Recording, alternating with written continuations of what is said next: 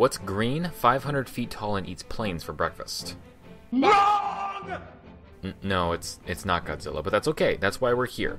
You've probably heard by now that there's a new American Godzilla being made, and it's coming out real soon, and you probably don't know a whole lot about Godzilla. I mean, off the top of your head, what do you know about Godzilla? That's a lot of fish.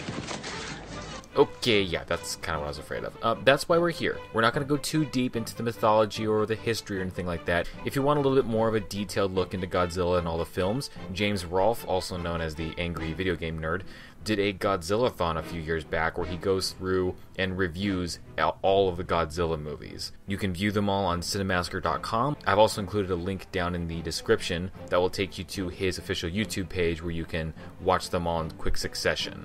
This video, and then a couple more that I'm going to do here over the next couple of weeks, is just meant to be a quick crash course on the bare essentials. So with that said, why don't we get started with just kind of the basics. Godzilla's filmography is most often divided into three distinct parts. The first is the Showa series. This is the most popular rendition of the character, and all the tropes and cliches that people think of when they hear the name Godzilla stem from this period of time. Rubber suits, bad dubbing, people running mindlessly from monsters, and the military sucking ass the whole time. It was also during the Showa series that the tone of the Godzilla movies fluctuated the most, going from dark villain to a slightly friendly anti-hero that could still kick ass if he needed to a full-on Captain Planet-style superhero, only to start the whole thing all over again. Second was the Heisei series. While considerably shorter, the Heisei series has a lot of distinct things about it that sets it apart. For one, unlike the Showa series, the tone is consistently dark and morbid with each movie. Godzilla also received a major makeover, now looking much more like a dinosaur on steroids than the anthropomorphic design he'd had in the previous films. There's also a heavy focus on the science and biology of Godzilla in an attempt to find a weakness that can kill him. But by far the biggest identifying trait about the Heisei series is that it uses the original 1954 film as a jumping off point, and it completely ignores the continuity of the Showa series. Almost like a whole other timeline. See what I did? Lastly, the Millennium series. Unlike the Heisei series that ran its own continuity from film to film, every single Godzilla movie in the Millennium series is a direct sequel to the original 1954 film and ignores everything else happening between then. Bizarre and repetitive as that is, the filmmakers took advantage of the low demand for Godzilla films by focusing on the quality of the movies and making sure to please their loyal fans. And boy did they, because the Millennium series is basically just for fans. It features almost nothing but revival of old monsters, references to previous Godzilla movies, and when it came time for Godzilla's 50th anniversary, they made a movie called Godzilla Final Wars, but they may as well have just called it Godzilla Final Fan Service. Now let's talk about our main hero. The character of Godzilla is one that has traversed a wide range of interpretations.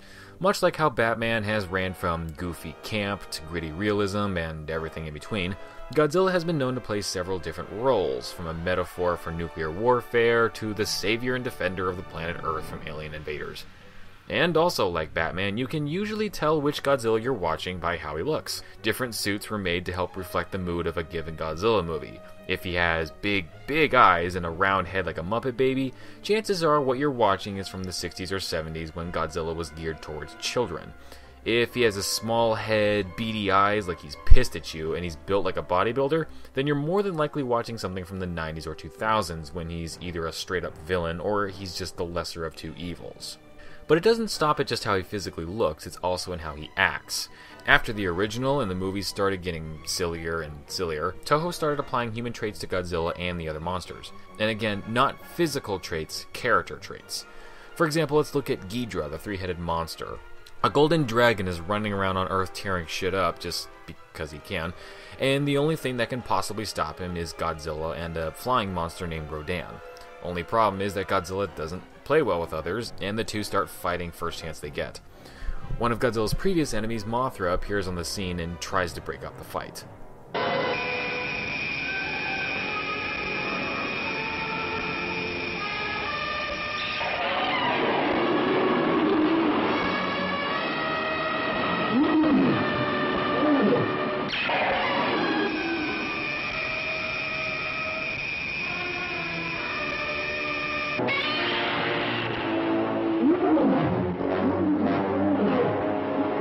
She then goes on to convince them to try and work together to kill Ghidorah.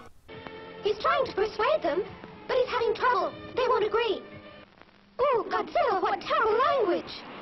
Ideas and scenes like these persisted throughout the 60s and 70s in an attempt to humanize Godzilla and make him easier to connect to for kids. But once the Heisei series started and Godzilla was a force of nature again, that's exactly how he acted. Gone was the goofy sign language and the funny dances in an attempt to humanize the character.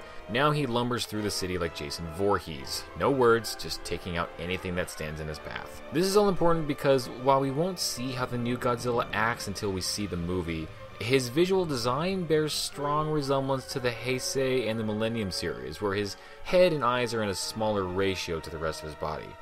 Interestingly enough, a new feature seems to be his buffer, elongated arms, whereas before, Godzilla's arms always resembled that of a Tyrannosaurus Rex in terms of body proportion. As if the mood of the trailer and the quotes from the cast and crew aren't enough, this is all enough to suggest that the new Godzilla is very much a mean, force of nature type of Godzilla.